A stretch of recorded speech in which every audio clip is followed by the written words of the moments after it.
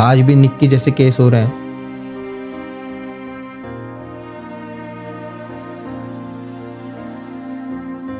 कम से कम मर्डर तो ना हो। उसमें विक्टिम कौन है ज़्यादा, पुरुष या महिला? नहीं भाई, लड़का तो नहीं है। फर्जी मेडिकल बनवा लिया, पैर में गोली मारी है। तब अमीर को तो जल्दी न्याय मिल जाता है। ऐसे मेरे पास कई मामले हैं। क्या जज भी करप्ट होते हैं? अब मैं करप्टेड हूँ।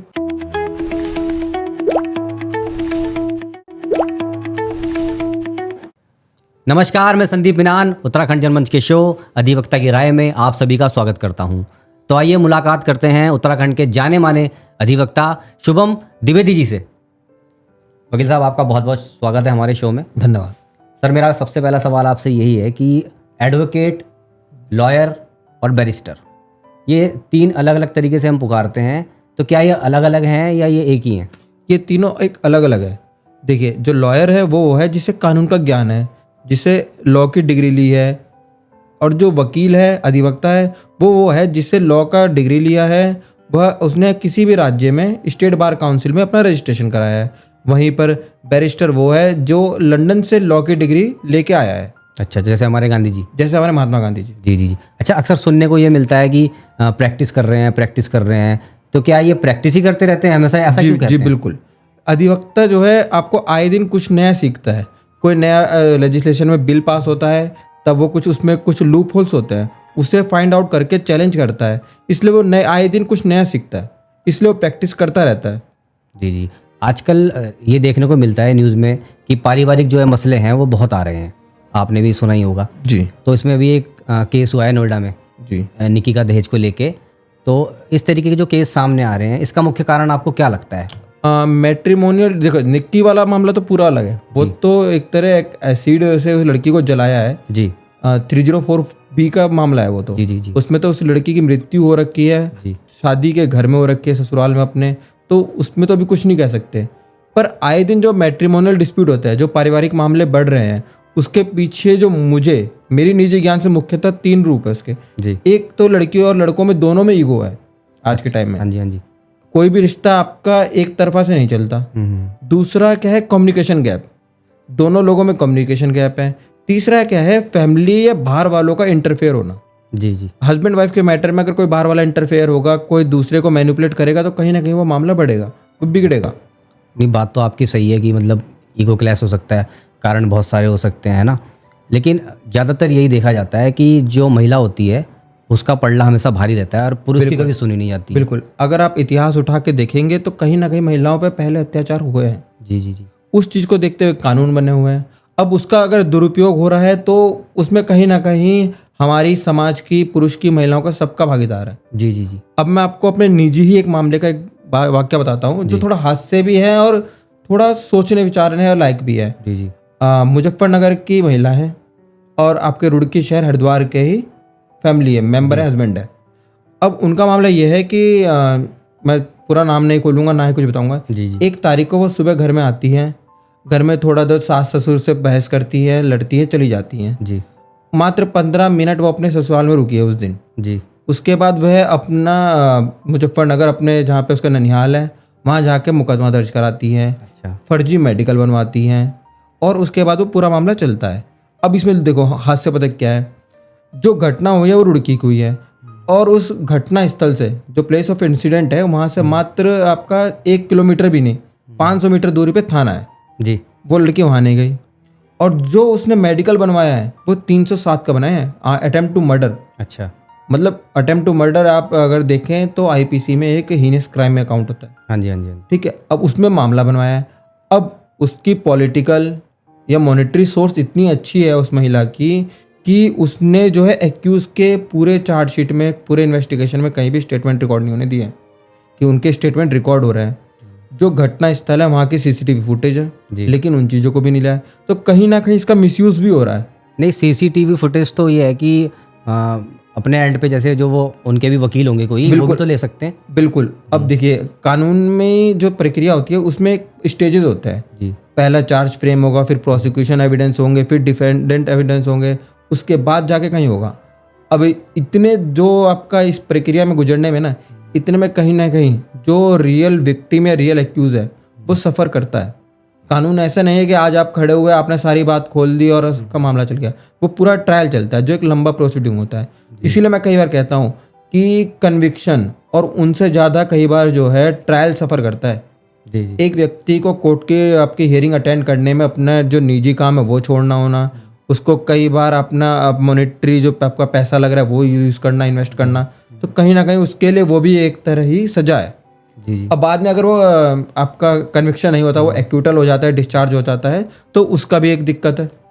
उसने तो जो इतना सफ़र करा है वो तो नहीं है ना। जी जी जी और डिस्चार्ज में हम कुछ कह नहीं सकते क्योंकि उसे कंपनसेशन ये नहीं मिलेगा। जी जी और जितने भी मैट्रिमोनियल डिस्प्यूट है आज के टाइम में एक जगह पर आके ये क्या होते हैं, आपका मीडिएशन पे जाके ख़त्म होता है, समझौता होता है, सुलह होता है। हाँ वो और पैसे वगैरह हमारी माननीय न्यायालय, उच्चतम और सुप्रीम कोर्ट ऑनरेबल, ये सब भी चाहती है कि जितने भी मैट्रिमोनियल डिस्प्यूट हो वो जो है मीडिएशन पे ही ख़त्म हो जाए, वो तलाक पे ना जाए, या ऐसा ना हो जिससे दोनों पार्टी सफ़र करते हैं। मतलब कहीं ना कहीं ये क्राइम नहीं है, ये एक तरह देखा जाए तो मिसअंडरस्टैंडिंग है। और कई बार तो बच्चे भी होते हैं ना, तो बच्चों पे बच्चे सफ़र करते हैं वो भी सबसे सफर ज़्यादा। करते हैं, उन पे भी बुरा प्रभाव पड़ता है इस चीज़ उस बच्चे का फ्यूचर बहुत ज़्यादा सफ़र करता है। चलिए मैं तो अगर मैं पर्सनली आपसे कहूँ, मैं तो समझता हूँ कि तलाक तक भी ठीक है। आप कोर्ट में चले गए, आपका मतलब दोनों देखिए, तरफ से वकील आ गए, बिल्कुल है ना, और उसमें क्या होता है कि कम से कम मर्डर तो ना हो। बिल्कुल कई केस तो मर्डर तक पहुंच गए ना। बिल्कुल बिल्कुल। इसमें देखिए क्या होता है, आप अगर कोई लड़की, मैं महिला या कोई पुरुष अगर झूठा मुकदमा करते हैं हाँ जी हाँ जी तो सामने वाले को दुख होता है। वो बात ईगो पे आती है फिर उसके, हाँ हाँ कि मेरे को, मेरे परिवार, अगर नॉर्मल से कोई भी आम आदमी है उसके माता पिता पे अगर कोई झूठा मुकदमा करेगा तो बात ईगो पे आएगी, वो परेशान होगा, तो वो कहीं ना कहीं फिर वो समझौता करने से भागता है। ये छोटी छोटी चीज़ें हैं जो हमें दिखाती है कि मैट्रिमोनियल डिस्प्यूट जो है वो अननेसेसरी फैल रहा है। अब आज के टाइम में आप कोर्ट कचहरी में देखें, सिविल क्रिमिनल मैटर से ज़्यादा मैट्रिमोनियल डिस्प्यूट चल रहा है। यानी कि एक तरीके से अगर मैं इस बात को समझाऊं कि जो अधिकार महिलाओं को उनकी सुरक्षा के लिए मिले थे, तो उसका दुरुपयोग जो है ज़्यादा हो रहा है। बिल्कुल, क्योंकि महिला आयोग है। ज़्यादा नहीं कह सकते। अब निक्की वाले केस है जैसे जी जी आपका नोएडा वाला, उसमें हम नहीं कह सकते, जी जी बहुत चीज़ें, लेकिन कहीं ना कहीं पॉक्सो हो गए आपके, और आपका मैट्रिमोनियल 498 एक क्रूअल्टी हो गई, डोमेस्टिक वायलेंस हो गए, इनका मिसयूज़ हो रहा है कहीं ना कहीं। और इससे देखते हुए आप देखिए, अभी लेटेस्ट सुप्रीम कोर्ट ने एक गाइडलाइंस प्राप्त वो भेजी है, गाइडलाइंस भेजी है, जिसमें सुप्रीम कोर्ट ने ये कहा है किसी भी 498 है मैट्रिमोनियल क्रूअल्टी के मैटर में 2 महीने तक फैमिली मेंबर को, हस्बैंड के फैमिली मेंबर को अरेस्ट नहीं करेगी। पहले कर लेते थे, पहले तुरंत कर लेती थी। जी जी जी अब इसका मिसयूज़ क्या हो सकता है, देखिए अब ये सबको पता चल गया 2 महीने तक अरेस्ट नहीं करेंगे ससुराल वालों को। अब वो जैसे 307, 326 एसिड का, कि मेरे से एसिड अटैक करने का यूज़ किया गया, एसिड का यूज़ किया गया है, या अपने ससुर या उन पे देवर पे या दहेज का हो गया। हैरेसमेंट का केस करने का, सेक्सुअली हैरेस किया, मेरा रेप करने की कोशिश करी। जी जी जी अब वो इन चीज़ों में फंसाने की ज़्यादा महिलाएं कोशिश करेंगी। जी जी कहीं ना कहीं इसका जो हस्बैंड को फ़ायदा होगा तो मिसयूज़ भी होने की इसकी संभावना है। उसके लिए हमारी जो जांच एजेंसी है, इन्वेस्टिगेशन ऑफिसर है, पुलिस है, वो अगर निष्पक्ष जांच करेंगे बिना बायस हुए तभी कुछ हो पाएगा। जी जैसे मैं आपको बताया, मुजफ्फरनगर वाले में बायस जांच हुई है, जी जी जी उसमें उन पे हस्बैंड वाले पे, फैमिली मेंबर पे 11 मुकदमे करे गए, श्योरिटी पे भी करे गए हैं। जो साफ दिखता है कि ये एक तरह न्याय के लिए नहीं, बदले की भावना से ही मुकदमे हो रहे हैं। हाँ हाँ वो तो दिख जाता है, पता लग जाता है। हाँ लेकिन अब क्या करें, प्रोसीजर ऐसा है कि हस्बैंड को सफ़र करना है। लेकिन सोचने वाली बात, मेरे को आपने जो भी मुझे ये बात बताई, उसमें सबसे बड़ा क्वेश्चन ये होता है कि फर्जी मेडिकल बनवा लिया। बिल्कुल। अब ये फर्जी मेडिकल मैं बोल रहा हूँ, हाँ। अब वो हमारे तौर पे फर्जी है, क्या पता लड़की ने खुद अपने आप को चोट पहुंचाई हो तब गई हो, क्या पता डॉक्टर से गलत बनवाया हो, हम उस पर एलिगेशन नहीं लगा सकते। लेकिन जो इसमें हस्बैंड है, जो सीसीटीवी फुटेज है, उसके अकॉर्डिंग तो उसकी प्लेस ऑफ इंसिडेंट पे कोई इंजरी आई नहीं। तो इंजरी उस जगह से निकल के लड़की कैसे खा रही है, खुद मार रही है, अपने भाई से पिटवा रही है, अपने पति से किससे पिटवा रही है, वो कुछ नहीं कह सकते। मतलब साफ बात यह है कि लड़की सुरक्षित घर से गई है, घर से गई उसके है, बाद मुकदमा मेडिकल कैसे बना है, और मेडिकल भी आप 60 किलोमीटर दूर जाके बनवा रहे हैं, आपसे 5 किलोमीटर दूर थाना है, आपने वहां ही कोई रिपोर्ट नहीं दी। जी जी 307 का मेडिकल है, 60 किलोमीटर तक का सफर कर रही है महिला। जी जी जी क्या इन्वेस्टिगेशन ऑफिसर को दिख नहीं रहा कि 60 किलोमीटर सफर कर रही है, आपकी सीसीटीवी फुटेज है, मैं इसे कलेक्ट करूँ, रिकवर करूँ, कोर्ट को दिखाऊं, ये तो बायस चार्जशीट जमा हो रही है ना। जी जी बात तो सही है, बिल्कुल बात सही है। तो अभी जैसे इस तरीके का मामला आपने मुझे बताया है ये, तो और ऐसे एक मामला नहीं है, ऐसे मेरे पास कई मामले हैं। तो उसमें जो आपके पास कई मामले हैं, उसमें विक्टिम कौन है ज़्यादा, पुरुष या महिला? अब देखिए, इसमें कानून की नज़रों में जब तक ट्रायल चल रहा है तब तक तो महिला विक्टिम है, जब तक ट्रायल चल रहा है, जब तक ट्रायल ठीक है, चल रहा है। हाँ। जब वो एक्यूटल हो रहा है लड़का, जब उस पर डिफेंस के एविडेंस जा रहे हैं, तब वहाँ कोर्ट को लगता है नहीं भाई लड़का तो नहीं है, वहाँ तो वाइफ ने खेल रखा है खेल। तो जो रियल विक्टिम है वो एक्यूज है, जो रियल एक्यूज है वो विक्टिम है। जी जी। तो अब तक आपने अपनी प्रैक्टिस में ऐसे जितने भी केस देखे हैं, जी। तो उसमें रेशो क्या बैठा है? अब मैं इस चीज़ को तो नहीं कह सकता, मतलब क्या बैठा है? अब मैं इस चीज़ को तो नहीं कह सकता, मतलब आपके जो एक्सपीरियंस में। देखिए इसमें कुछ नहीं कह सकते। मैं ये नहीं कहता हूँ कि महिलाओं पर अत्याचार नहीं हो रहा है, आज भी निक्की जैसे केस हो रहे हैं। ये हमारे लिए बहुत ही दुर्भाग्यपूर्ण बात है कि 2025 में एक महिला को दहेज के लिए जलाया जा रहा है। हाँ जी जी, बिल्कुल सही ये बात। बहुत मतलब एक देखा जाए ना, ऐसे आदमी को तो मैं कहता हूँ कड़ी से कड़ी सजा मिलनी चाहिए। बिल्कुल मिलनी चाहिए। पर एक तरफ ये भी चीज़ हो रहा है, ये इन्वेस्टिगेशन की जांच की गलती है कि ऐसी चीज़ें हो रही हैं। अगर जांच में ही शुरुआत में ही अच्छी तरह बिना बायस हुए प्रोसिक्यूशन जांच करती है तो ऐसे मामले होने के नहीं। नहीं, बिल्कुल बात सही है अब आपकी। निक्की वाले केस में 21 अगस्त को जो ये मामला हुआ है, जी हाँ। उसमें मामला को 21 अगस्त को एकदम तो नहीं जलाया होगा, उससे पहले भी वो लड़की सफ़र कर रही होगी, तो कहीं ना कहीं किसी को कंप्लेन करनी होगी, अपने फैमिली में बताया होगा, उन्होंने लापरवाही बरती है, तो जिस कारण आज ये दिन देखना पड़ रहा है हमारी उस महिला को, जी बिल्कुल सही बात है आपकी। उसके परिवार को, उसकी छोटी बहन को। वो भी दोनों बहन एक घर में शादी हुई हैं। जी जी। वो निक्की वाला केस तो समझ में आ ही रहा है कि जैसे वीडियो फुटेज भी वायरल हो रही है और शायद उस लड़के ने भी कबूल लिया है। नहीं, लड़के ने कबूला नहीं। अब देखिए वो लड़का अगर सही में विक्टिम होता तो वो भागता नहीं, वो भाग रहा है। अब यहाँ पे नोएडा पुलिस को हम ये भी नहीं कह सकते कि भाई उन्होंने एनकाउंटर करने की कोशिश करी है, पैर में गोली मारी है, वरना इतिहास देखा जाए एनकाउंटर कैसे होते हैं ये तो सबको पता है, मैं बोलूँगा नहीं। आजकल तो सेमी एनकाउंटर होते हैं ना। आजकल तो एनकाउंटर जो है आपके फर्जी होते हैं, कुछ नहीं कह सकते, होते हैं फर्जी, ठीक है। अब हम उसे, मैं लाइव पर बोल रहा हूँ, होते होंगे, बट हम इस चीज़ को नहीं बोल सकते ना। बट इनका जो पैर पे गोली मारी है, इनके सर पे पीठ पे, क्या हमारी पुलिस इतनी काबिल नहीं है कि किसी को पीछे से गोली मार दे?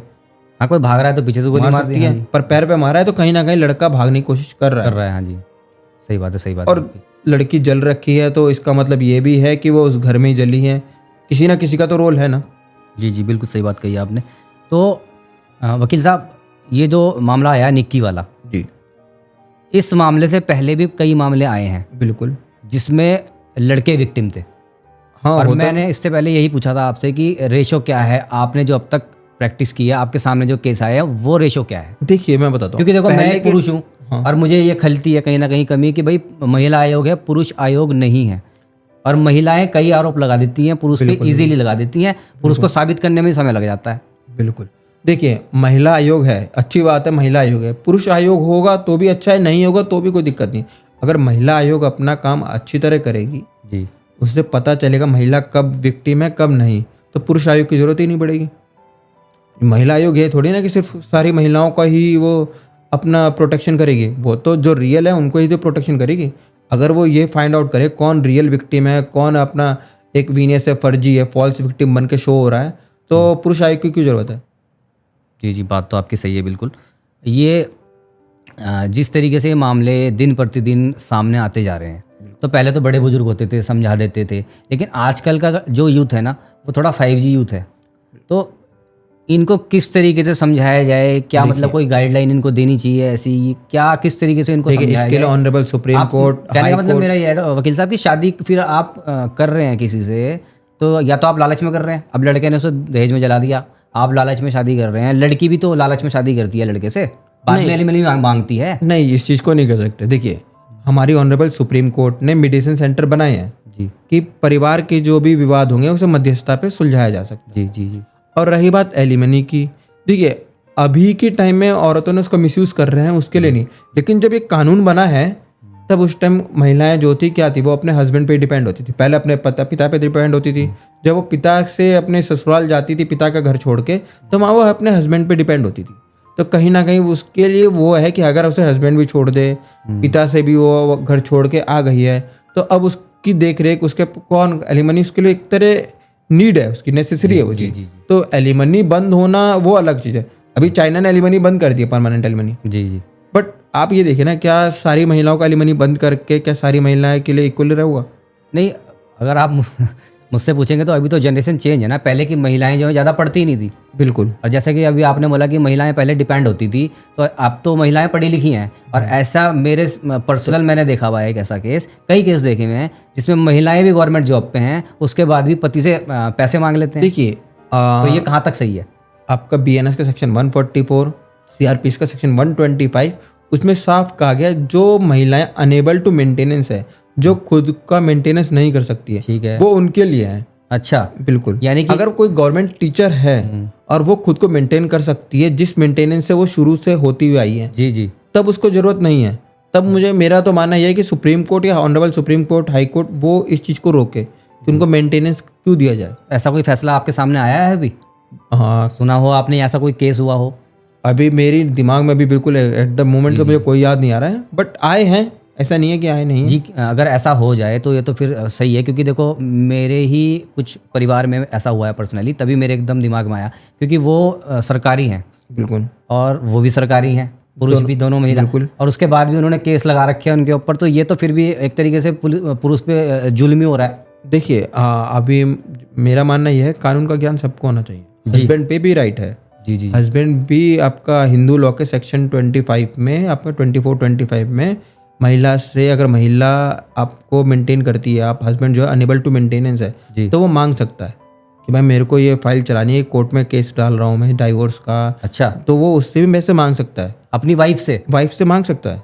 अच्छा वकील साहब, हमने हमेशा यही सुना है कि अमीर और गरीब को न्याय मिलने की प्रक्रिया में फ़र्क होता है, मतलब अमीर को तो जल्दी न्याय मिल जाता है। नहीं, देखो जल्दी तो नहीं मिलता। प्रोसीडिंग किसी के लिए कोई भी हो, चेंज नहीं होती है। आपका ऐसा नहीं है कि अमीर आया है तो सीधा उसके लिए आज एविडेंस लिए कल उसमें जजमेंट आ जाएगी। जी, सबको प्रोसीडिंग वही चलती है। बस हाँ, ये है कि अमीर और गरीब में ये होता है कि अमीर एक महंगा अच्छा वकील भी कर सकता है, गरीब नहीं कर सकता। जी जी, कहीं ना कहीं अमीर जो है आपकी प्रोसीडिंग को आपका एक तरह बड़ा एफिशिएंटली बना सकता है, जी जी, और गरीब नहीं बना सकता। गरीब सफ़र करेगा एक एक डॉक्यूमेंट्स के लिए, जी। एक एक चीज़ के लिए। और उनको मेरे ख्याल से कहीं ना जानकारी कहीं का भी अभाव रहता है। देखिए, जानकारी का अभाव होता है। अमीर के लिए आप 10 वकील खड़े हो जाएंगे अगर अच्छी पेमेंट करेगा तो। जी जी, बिल्कुल सही बात है। आज हमारे स्टेट में DLS से, SLS से, NLS से हैं जो मुफ्त की जो वकालत है उनको लिटिगेशन के लिए मुफ्त दे रही है, लेकिन वहाँ तक पहुँचने के लिए भी उन्हें इतना ज्ञान होना चाहिए, नॉलेज होनी चाहिए कि मुझे जो है सलाहकार मिलेगा NLS की तरफ से, DLS की तरफ से। जी जी, सही बात है। अगर यूथ जो है ये लॉ करना चाहती है तो उनको आप क्या सलाह देना चाहते हैं? देखिए, लॉ एक नोबल प्रोफेशन। जी लॉ के लिए आप डिग्री ले लोगे, कोई दिक्कत नहीं। आज के टाइम में बार काउंसिल के द्वारा प्रमाणित, एफिलेटेड बार काउंसिल के द्वारा बहुत सारे कॉलेजेस, आप डिग्री ले लोगे, लेकिन लॉ की नॉलेज करना बहुत मुश्किल का काम है। जैसा मैंने आपको पहले बताया था, प्रैक्टिस जो है वो वकालत में जीवन भर है। आपको अपना डिसिप्लिन रखना चाहिए, आपको अपने केस लॉ, आपको हर दिन एक नए केस लॉ होता है। ऑनरेबल सुप्रीम कोर्ट की वेबसाइट पे है कि आप नए केस लॉ पढ़ें, आपको पढ़ने चाहिए। ठीक है, आपको जहाँ से नॉलेज मिल रही है आपको गेन करनी चाहिए। ये आप इंस्टाग्राम और रील पे जाके अगर नॉलेज ले रहे हैं तो वो रील आपके और इंस्टाग्राम आपके वो कानून नहीं बना, वकील नहीं बना पाएगी आपको, कोर्ट में नहीं खड़ा कर पाएगी आप। सही बात है, बिल्कुल सही बात है। अच्छा, एक बहुत ही खतरनाक सवाल है क्या जज भी करप्ट होते हैं? जज भी करप्ट होते हैं कभी? या मैं बोलूँगा कंट्रोवर्सी है। जस्टिस यशवंत वर्मा जी के लिए तो नहीं बोला आपने? नहीं, मैंने आपसे पूछा है, आप देखिए, अपनी राय दीजिए। कह नहीं सकते, और होंगे तो अब मैं करप्टेड हूँ ये बात मुझे पता है। जब तक मेरा ओपन नहीं होता तब तक तो मैं नहीं हूँ। जस्टिस में होंगे, एक आधा कोई निकल जाए तो हो जाएगा, नहीं भी होंगे, होते हैं कई। अच्छा, कई केस में ना वकील साहब ये सुनने को मिलता है कि अरे वकील तो मिले हुए होते हैं, केस को सालों लंबा खींचते हैं। तो ये जो सालों लंबा केस खींच जाते हैं, इसका कारण क्या है? और सेकंड ये कि बहुत सारे केस ना हिंदुस्तान में आज भी पेंडिंग है। बिल्कुल। तो देखिए, ये क्यों है? देखिए वकील मिल जाते हैं, इस पे मैं कोई टिप्पणी नहीं कर सकता। होंगे मिलने वाले, मेरी नज़रों में अभी तक कोई नहीं आया। जी। और रही बात फाइल लंबी चली जानी, एक फाइल जो है सिर्फ वकील पे डिपेंड नहीं होती है। अच्छा। उसमें आपका अपोजिट पार्टी काउंसिल होते हैं, उनके वकील हो गए, उसमें पेशकार हो गए, उसमें स्टैनो हो गए, उसमें जज हो गए, उसकी प्रोसीडिंग हो गई, उसमें स्टे हो गए, तो फाइल तो लंबी खींचेगी। मेन है कि आप सब लोग पर्टिकुलर डेट पे अपना 100% दे रहे हैं। आज डेट है, मैं नहीं जा रहा हूँ कोर्ट में, फाइल नहीं चल पाएगी, क्यों? अपोजिट काउंसिल को सुनने का मौका नहीं मिल पाएगा। राइट है भाई एक्यूज का, विक्टिम का, दोनों को अपना पक्ष रखने का। जी जी। अच्छा, ये जो बहुत सारे केस पेंडिंग चले आ रहे हैं, बिल्कुल। ये क्यों चले आ रहे हैं और इसके लिए मतलब क्या करना चाहिए? देखिए, पेंडेंसी ख़त्म करने के लिए लोक अदालत बन रही है, जी आपका फास्ट ट्रैक कोर्ट बन रहा है, पर कहीं ना कहीं इतनी बड़ी फाइलें हैं, इन्वेस्टिगेशन इतना पुराना है, उस पुलिस ऑफिसर को ढूंढना, उसको समन भेजना, जी जी। उस एक्यूज को ढूंढना, उसमें जितने विटनेस है सबको ढूंढना, तो कहीं ना कहीं पेंडेंसी इस कारण से भी है। वकील साहब, आम जनता के लिए कोई सलाह देना चाहेंगे आप? आम जनता के लिए, जैसे मैं लॉ से हूँ, लॉ फील्ड से, लॉ फेटर्निटी से हूँ, मैं ये कहूँगा कानून सिर्फ वकीलों के लिए, जजेस के लिए नहीं है, कानून सभी के लिए है। सभी को अपने अधिकार का ज्ञान होना चाहिए। अगर आपको अपने अधिकार का ज्ञान है तभी आपको पता भी चलेगा कि मेरे अधिकार का हनन भी हुआ है। तो आपको जहाँ से थोड़ा बहुत भी अपना कानून का ज्ञान हो रहा हो तो लीजिए। बल्कि मैं तो ये भी चाहता हूँ कि स्कूल में बच्चों को बताया जाए कि आपके जो लीगल राइट्स है वो क्या है, बेसिक राइट्स सबको पता होने चाहिए। जी जी, बिल्कुल सही बात है आपकी। अगर मुझे अपने बेसिक राइट्स नहीं पता है, मुझे कानून नहीं पता है, तो मुझे कैसे पता चलेगा कि मेरा अधिकार का हनन हुआ है? मैं तो उसे प्रक्रिया, उसे तो मैं समझूंगा कि भाई सरकार कर रही है, ये तो होना ही था। तो आम जनता को नॉलेज लेनी बहुत आम जनता को कानून का ज्ञान होना जरूरी है। हमारे एजुकेशन सिस्टम को, अपने छात्र छात्राओं को, सबको कानून का बेसिक ज्ञान देना जरूरी है। तो ये थी बातचीत एडवोकेट शुभम द्विवेदी जी से। मिलते हैं अपने नेक्स्ट शो में। वकील साहब, आपका बहुत बहुत स्वागत। धन्यवाद। Thank you.